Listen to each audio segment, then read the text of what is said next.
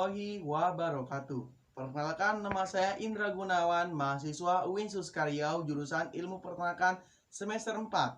Saya mendapat tugas dari mata kuliah Metode Studi Islam. Yang saya akan bahas, materi yang pertama, arti pentingnya agama bagi manusia. Yang kedua, sumber ajaran Islam. Yang ketiga, posisi Islam sebagai agama, budaya, dan ilmu pengetahuan. Saya akan menjelaskan arti pentingnya agama bagi manusia. Yang pertama, pengertian manusia.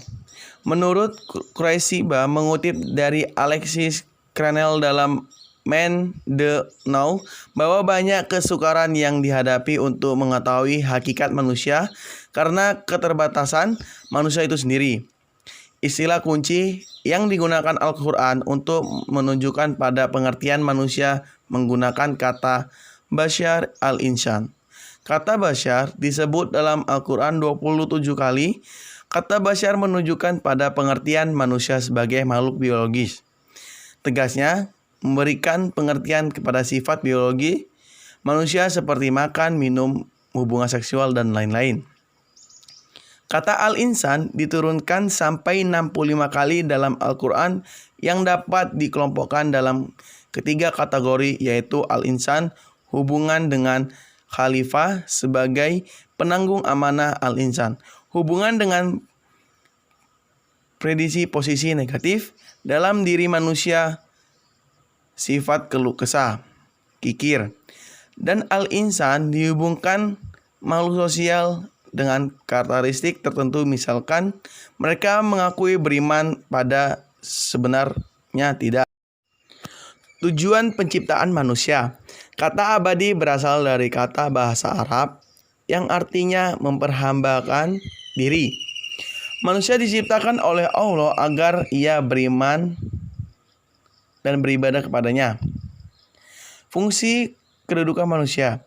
Sebagai orang yang beriman kepada Allah, segala pernyataan yang keluar dari mulut tentunya dapat tersikap dengan jelas dan lugas lewat kitab suci Al-Quran sebagai satu kitab yang abadi.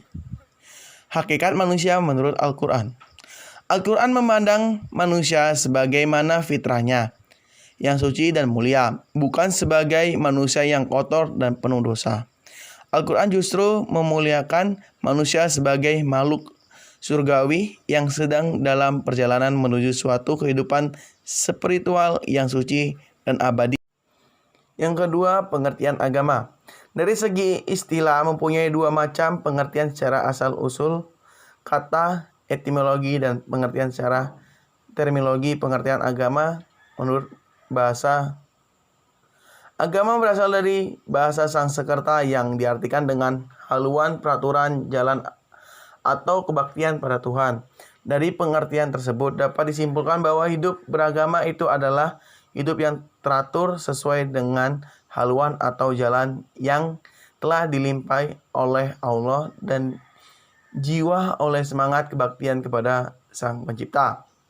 Perlunya agama untuk manusia, sebagaimana hal dengan makhluk-makhluk lainnya di muka bumi ini seperti hayawan, akan tetapi kita harus menghisap bahwa manusia mempunyai martabat yang tinggi dari makhluk-makhluk lainnya, itu seperti telah diberikan jasmani dan rohani yang lebih baik.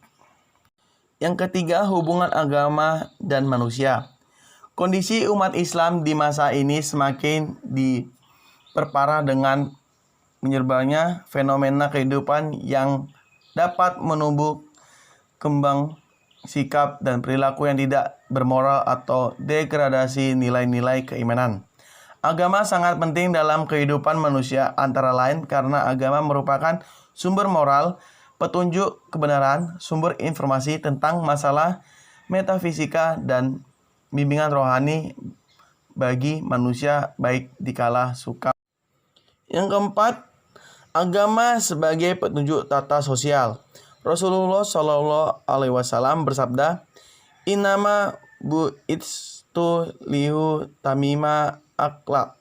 Sesungguhnya aku diutus untuk menyempurnakan akhlak yang bertanggung jawab terhadap pendidikan akhlak adalah orang tua, guru, ustadz, dan pemimpin masyarakat.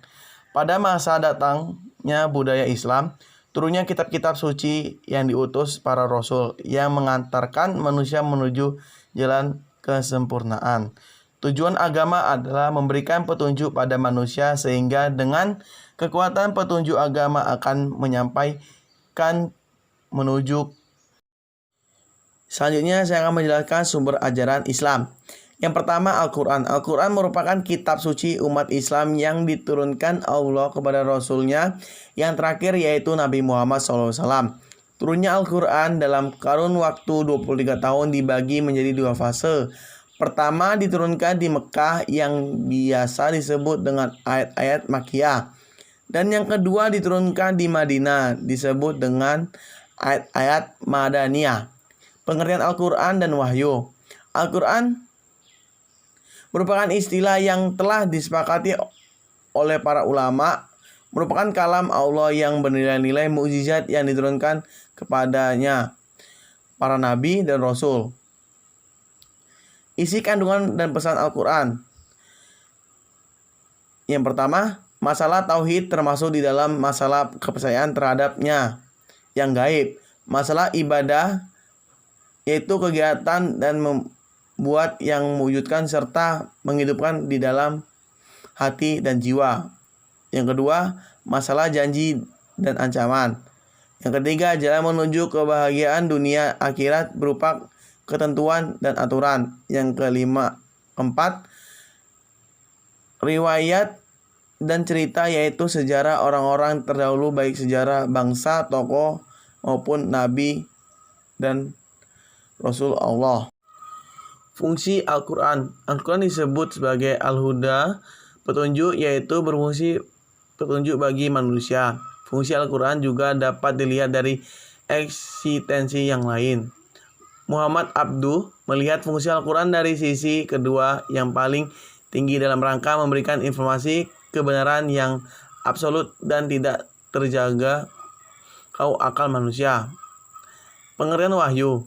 Sementara itu, menurut pendapat lain yang mendefinisikan wahyu dari segi bahasa maupun segi istilah merupakan sebagai berikut, bahwa wahyu secara sistematik diartikan sebagai isyarat yang cepat, surat ditulis dan segala sesuatu disampaikan kepada orang lain untuk diketahui. Yang kedua, hadis. Hadis merupakan sumber hukum Islam yang kedua setelah Al-Quran. Selain sebagai sumber, hadis juga berfungsi sebagai bayan Al-Quran. Berdasarkan hal tersebut, maka kajian tentang hadis memiliki kedudukan yang penting di dalam studi ilmu sumber dan Islam. Pengertian dan berbagai istilah dalam studi hadis. Secara etimologi, kata hadis atau al-hadis berarti al-jadid, sesuatu yang baru. Bentuk jamaknya merupakan al-hadis yang lawan katanya al-adim, sesuatu yang lama. Maka hadis secara bahasa dapat diartikan yang dekat, yang belum lama lagi terjadi, seperti dalam perkataan hadisul ahdibi, Islam, orang yang baru memeluk agama Islam. Jamaknya hidas. Bentuk-bentuk hadis seperti telah disebutkan pada pengertian hadis menurut ahli hadis, bahwa hadis itu ada beberapa, yaitu perkataan, perbuatan, takrir, dan himmah. Yang ketiga, ijtihad adalah sebuah usaha yang sungguh-sungguh yang sebenarnya bisa dilaksanakan oleh siapa saja yang sudah berusaha mencari ilmu untuk memutuskan perkara yang tidak dibahas dalam Al-Quran maupun hadis dengan syarat menggunakan akal sehat dan pertimbangan yang matang. Tujuan ijtihad adalah untuk memenuhi keperluan umat manusia akan pegangan hidup dalam beribadah kepada Allah di suatu tempat tertentu atau pada suatu waktu tertentu. Fungsi ijtihad.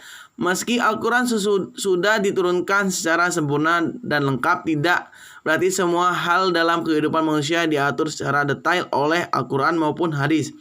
Tapi yang berhak membuat ijtihad adalah mereka mengerti dan paham Al-Quran dan hadis. Jenis-jenis ijtihad. Yang pertama, ijma adalah kesepakatan, yakni kesepakatan para ulama dalam menetapkan suatu hukum-hukum dalam agama berdasarkan Al-Quran dan hadis. Yang kedua, kias adalah menggabungkan atau menyamakan arti menetapkan suatu hukum atau suatu perkara yang baru. Tingkatan-tingkatan ijtihad. Yang pertama, ijtihad muthalaq. Yang kedua, ijtihad fi'al mazhab. Yang ketiga, ijtihad at-tahrij. Selanjutnya saya akan menjelaskan tentang posisi Islam sebagai agama, budaya, dan ilmu pengetahuan. Posisi Islam terhadap budaya. Peran Islam adalah sebagai pedoman untuk menjelaskan semua aktivitas kebudayaan atau tradisi yang sering dilakukan oleh manusia. Tetapi peran agama sangat penting untuk menuntun budaya yang tidak menyimpang dan dari ajaran Islam. Posisi Islam sebagai ilmu pengetahuan. Ilmu sebagai hasil aktivitas manusia yang mengkaji berbagai hal baik dari manusia itu sendiri maupun realita di luar dirinya. Dalam agama Islam, posisi ilmu pengetahuan dalam agama menjadi tema yang sentral. Ini dapat ditemukan dalam berbagai teks baik Al-Quran maupun hadis. Dalam Al-Quran, Allah menjanjikan derajat tinggi bagi mereka yang berilmu. Posisi Islam sebagai agama, bahwa Islam menyuruh para pemeluk agama beriman dan mempercayainya bahwa sekalian agama besar di dunia yang datang sebelumnya diturunkan dan diwahyukan oleh Allah Subhanahu wa taala. Di dalam Al-Qur'an surat Al-Baqarah ayat 136, Allah memerintahkan umat Islam mengakui agama-agama yang diturunkan sebelumnya sebagai dari rukun iman. Dari saya yang telah memaparkan sebuah materi dari mata kuliah metode studi Islam. Yang pertama, arti pentingnya agama bagi manusia. Yang kedua, sumber ajaran Islam. Yang ketiga, posisi Islam sebagai agama, budaya, dan ilmu pengetahuan. Semoga ilmu yang saya paparkan bermanfaat. Dan jika ada kesalahan dalam pemaparan sebuah materi, saya mohon maaf sebesar-besarnya. Saya akhiri. Wassalamualaikum warahmatullahi wabarakatuh.